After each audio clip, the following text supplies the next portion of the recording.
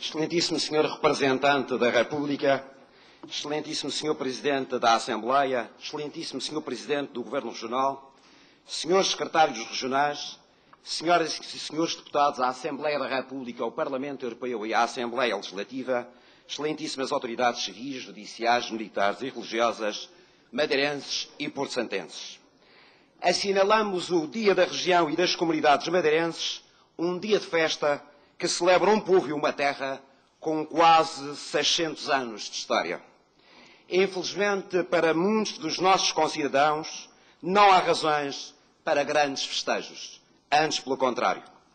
Os desempregados, os jovens obrigados a saírem da terra para encontrar um posto de trabalho, os idosos com pensões baixas, os casais que perderam as casas para os bancos, os empresários e trabalhadores que viram as suas empresas falirem, as famílias que empobreceram, os cidadãos que foram atirados para as margens da sociedade, os imigrantes que enfrentam privações e violências na Venezuela e na África do Sul.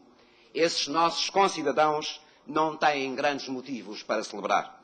Mas é neles, especialmente neles, que temos que fixar as nossas preocupações e as nossas atenções. É evidente que hoje importa, sobretudo, encontrar respostas e soluções para os problemas das pessoas, da região e do país numa perspectiva de futuro.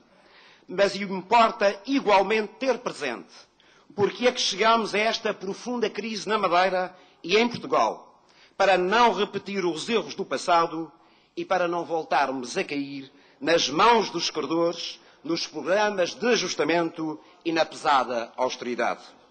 A austeridade não é uma causa, a austeridade é uma consequência.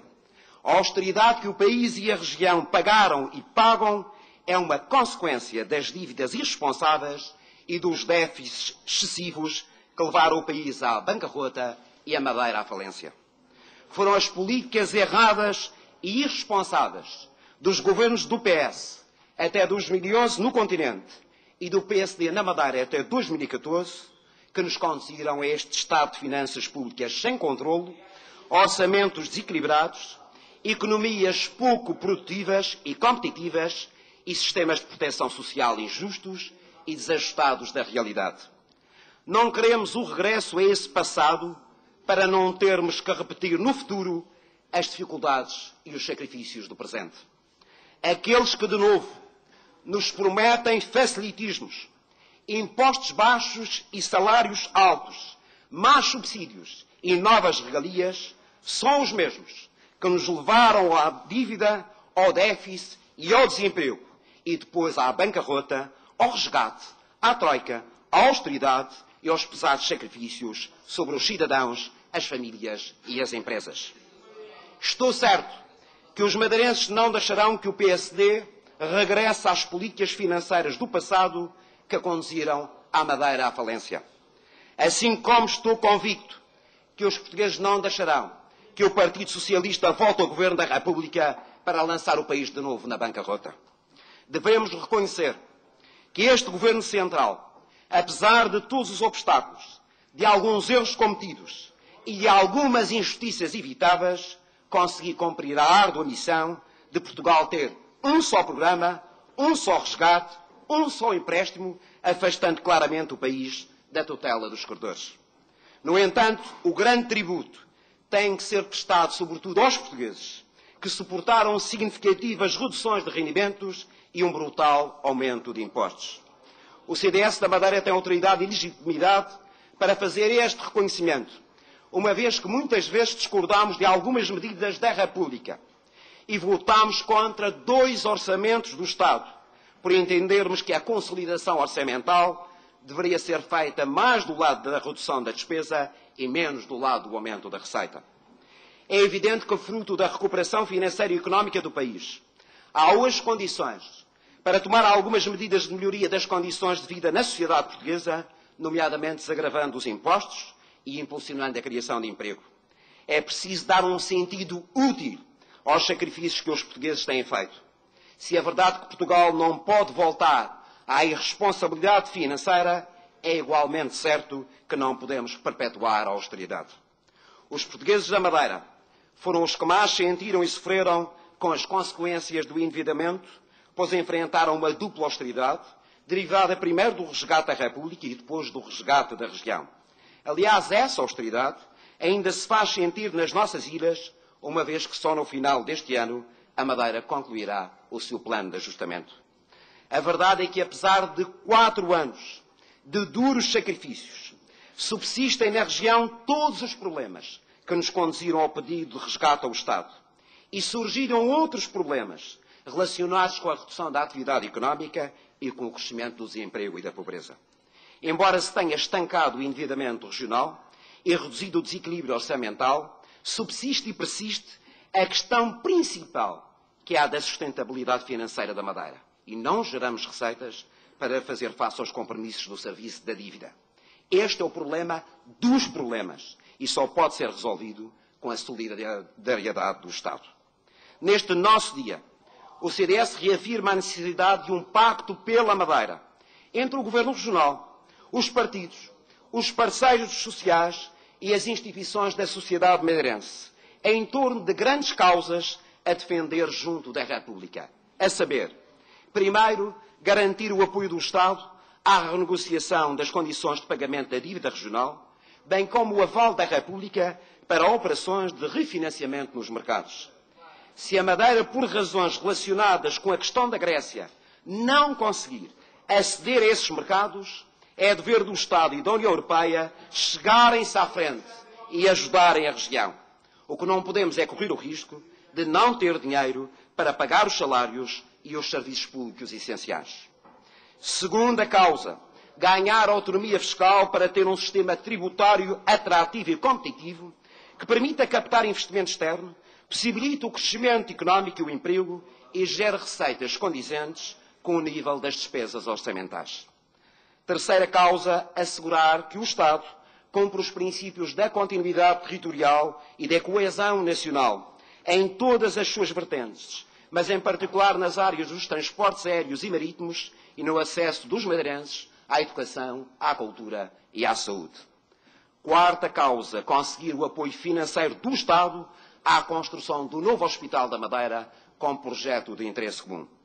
Quinta causa, negociar com a União Europeia o desenvolvimento do Estatuto da Ultraperiferia consagrado no Tratado Europeu, que promova a adaptação das políticas comuns à nossa realidade, mas que garanta também que a União terá políticas específicas para as regiões insulares e mais distantes dos centros de decisão europeus, como é o caso da Madeira.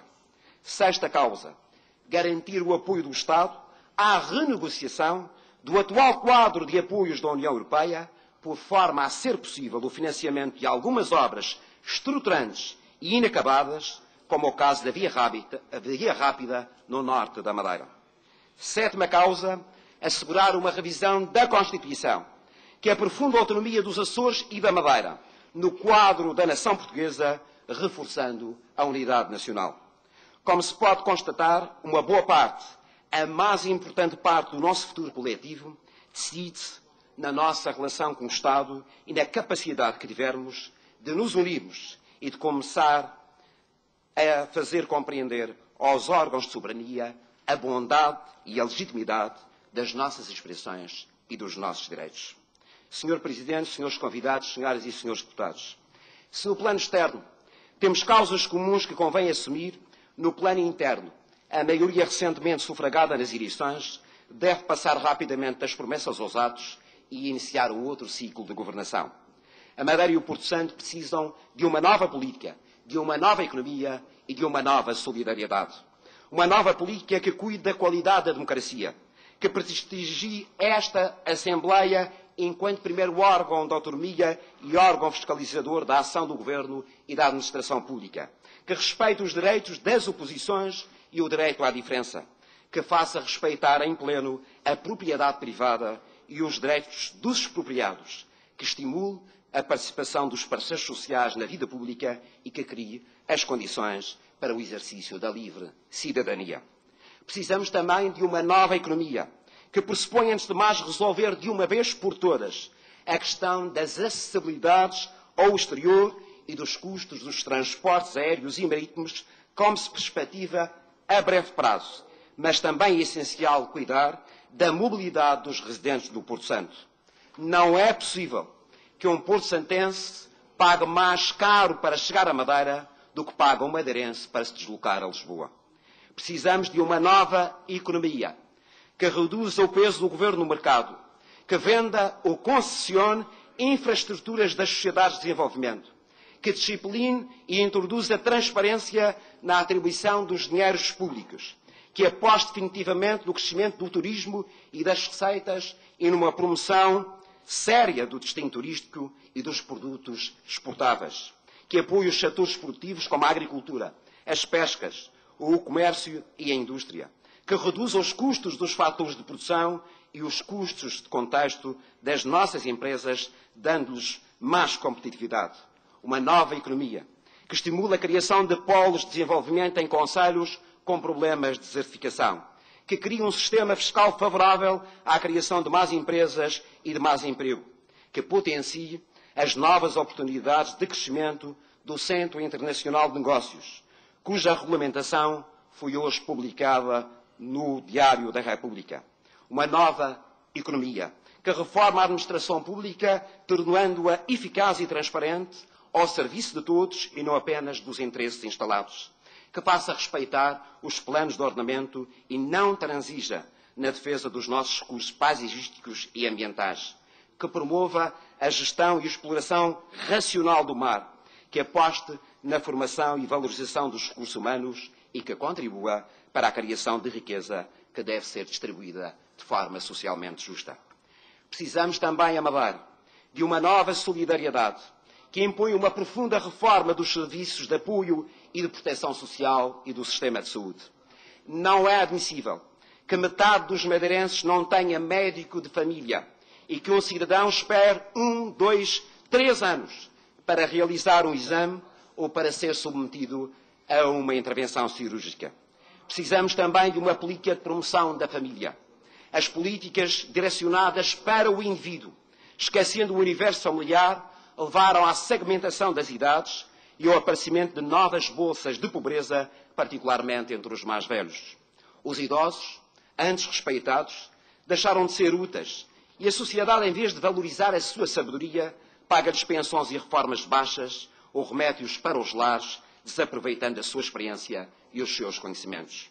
Por outro lado, os jovens, vítimas de um sistema educativo instável e com sucessivas alterações, obtêm habilitações que não correspondem, em muitos casos, às suas motivações profissionais, nem correspondem às necessidades das empresas. Há um claro desfazamento entre as vocações dos jovens, a oferta do ensino e o mercado de trabalho. O combate ao abandono, ao insucesso e ao absentismo escolar têm que ser levados até às últimas consequências, pois as diferenças de conhecimento são hoje a maior causa das desigualdades sociais da nossa comunidade. Neste quadro, é também tempo de a região encarar os problemas da toxicodependência e do alcoolismo sem preconceitos, estudando a sua profundidade e gravidade e tomando um conjunto de medidas que permitam atacar as suas causas e as suas consequências. Uma nova solidariedade implica um combate permanente por mais justiça social que redistribua melhor a riqueza gerada, e essa é uma tarefa do Governo. Mas a nova solidariedade impõe a inclusão na nossa sociedade daqueles que ficaram nas margens do desenvolvimento e lhes dê uma nova oportunidade de vida. E essa é uma tarefa que deve ser realizada, sobretudo, pelas comunidades da Igreja e pelas instituições particulares de solidariedade social. Senhor Presidente, senhores convidados, senhoras e senhores deputados, a autonomia é também a capacidade de olhar o outro como nosso semelhante, de olharmos à nossa volta e, além da indignação, fazermos mais para combater a pobreza, a desigualdade, a marginalidade e a exclusão. Esta não é uma tarefa apenas dos governos, das oposições ou dos políticos. Esta é uma tarefa daqueles que responsavelmente sonham e querem construir uma Madeira mais justa para todos os que aqui nasceram ou residam. Que neste dia, que é de festa da Madeira, saibamos agir em nome dos que, porventura, não têm razões para festejar. Até porque, e citando o Santo Agostinho, enquanto houver vontade de lutar, haverá sempre esperança de vencer.